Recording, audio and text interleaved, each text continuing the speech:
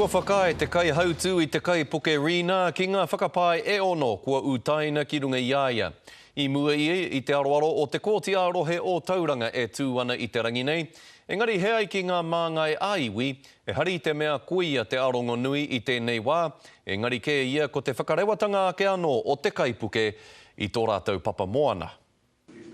Kei te aukati tonu te whakaingoa I te kāpene o te kaipuke rena, engari I te rānei I whakaia I ngā whakapai toko ono. Mo te whakahaere I te waka, tērā tonu pea he mōrearea, mo te para hinu, e whānga whakapai mo te rawe ki ngā pukapuka o te kaipuke. Ahoko te riri o te iwi mō ona mahi, ko tā mātou kia waiho tēnā mō ngā kōti hei whakautu. Ko tā mātou tino hiehia kia whakatika ai te moana. Koe rā te mea nui kia mātou.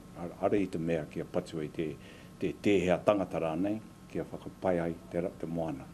Eri mamarama kua hipa mai te pai o te wakarena ki te ākau o Tāiti, tai mai ki tēnei wā kai te pai tonu. Me pēhea e whakatika, me pēhea e tangoia mai tērā waka I runga I te toko o Tāiti.